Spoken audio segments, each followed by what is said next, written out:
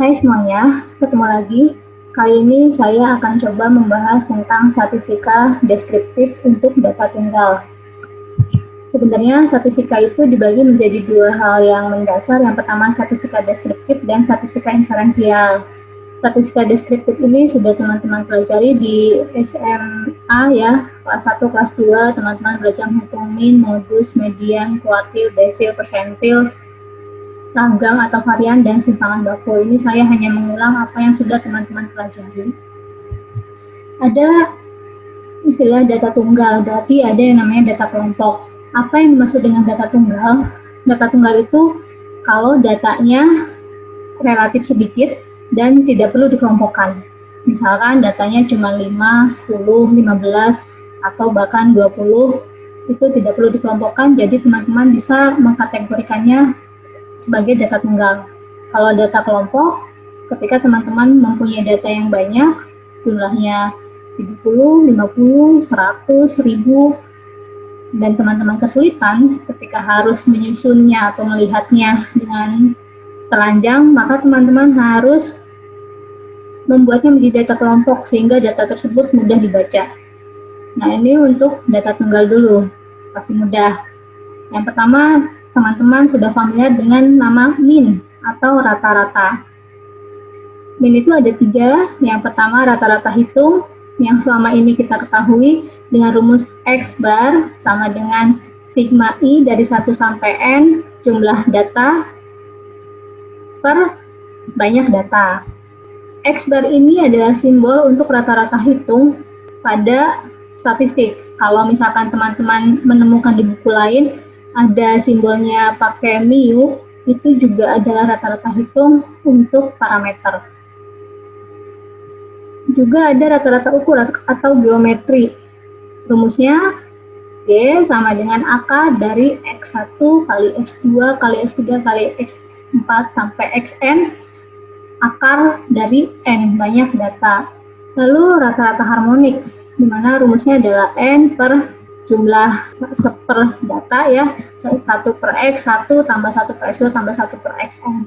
Nah, ini ketiga-tiganya adalah rumus untuk menghitung rata-rata. Yang kita kenal selama ini biasanya hanya di rata-rata hitung. Sekarang misalkan kita punya data. Ada data 4, 5, 9, 10, 12. Cari rata-rata, hitungnya, ukur, dan harmoniknya. Di sini sudah ada isinya. Berarti kita jumlah-jumlahkan ya, untuk X bar untuk rata-rata hitung jumlah-jumlahkan, dibagi banyak data, banyak datanya 5, hasilnya adalah 8. Jadi rata-rata hitung adalah 8. Kalau rata-rata geometriknya berapa? Tinggal teman-teman kalikan, akarkan dari banyak data, hasilnya 7,3.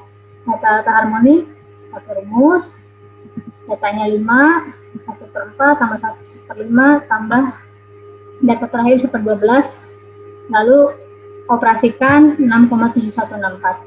Nah, melihat 3 hal ini, kita punya pola hubungan bahwa rata-rata geometrik itu lebih besar sama dengan harmonik dan kurang dari sama dengan rata-rata hitung. Lalu modus. Modus ini mudah sekali. Biasanya simbolnya MO, itu adalah nilai yang paling sering muncul.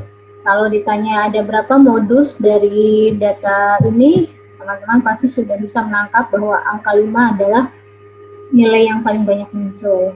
Modus juga ada macam-macam, ada unimodal, berarti dia hanya memiliki satu modus, ada bimodal, 2 modus, dan multimodal itu lebih dari 2 modus.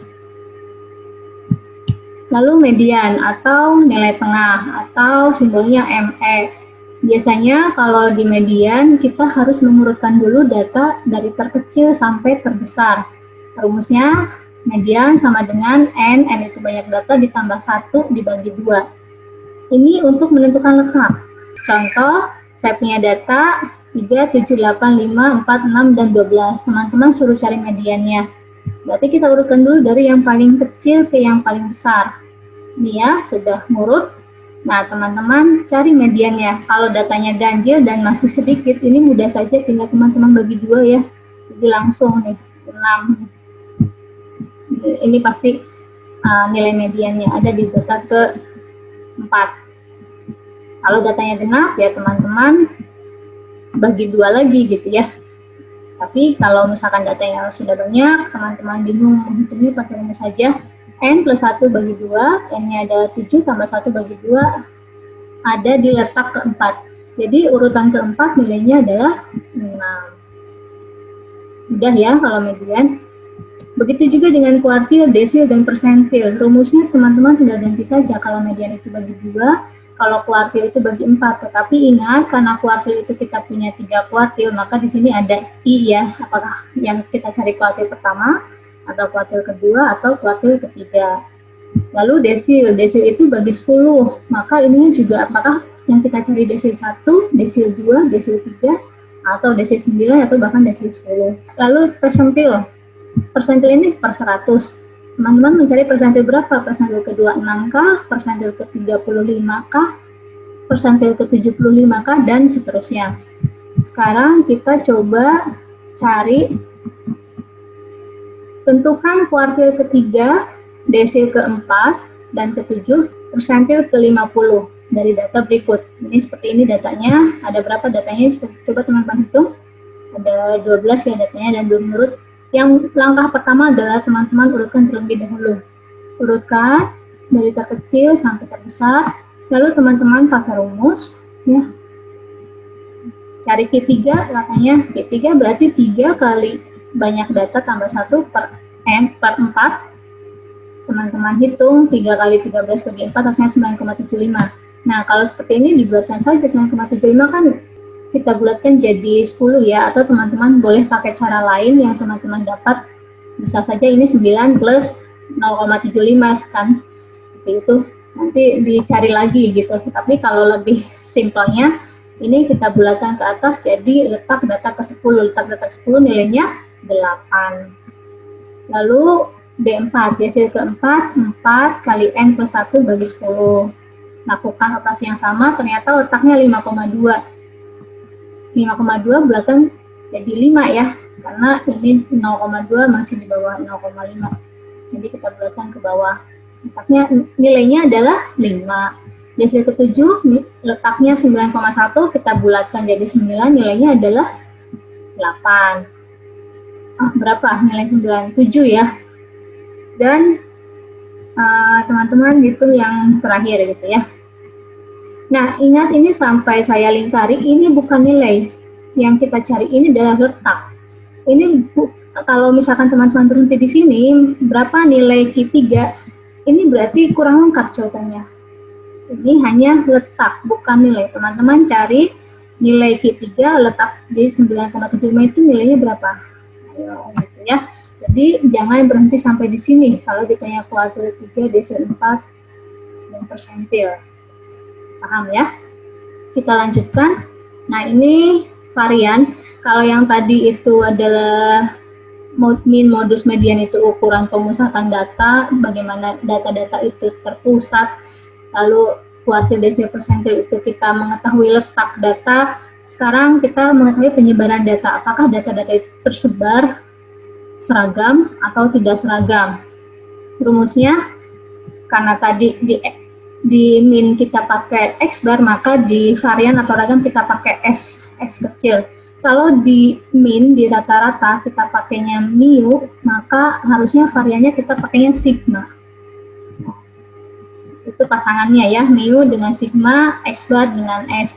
S kuadrat sama dengan sigma dari I dari 1 sampai N dikali XI dikurang X bar dikuadratkan per N-1. S. Nah, ini standar deviasi adalah akar dari ragam. Akar dari ragam ya sudah, kalau kita udah tahu ragamnya berapa, maka standar deviasinya tinggal untuk mencari standar deviasi tinggal diakarkan.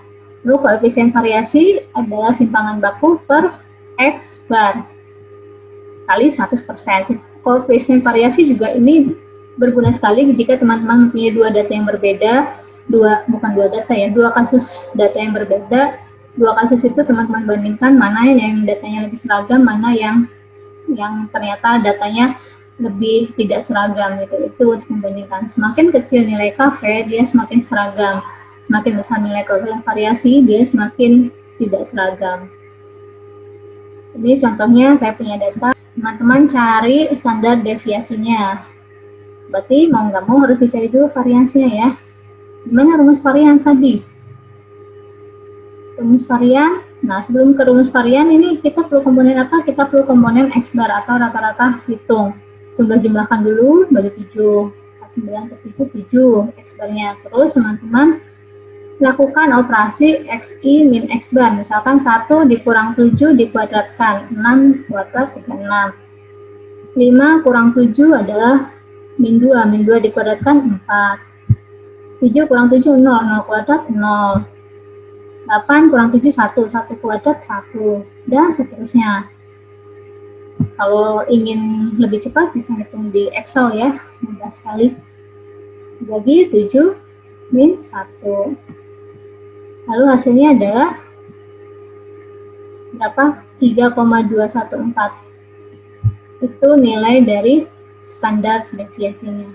Mudah ya untuk statistika deskriptif yang data tunggal. Selamat belajar.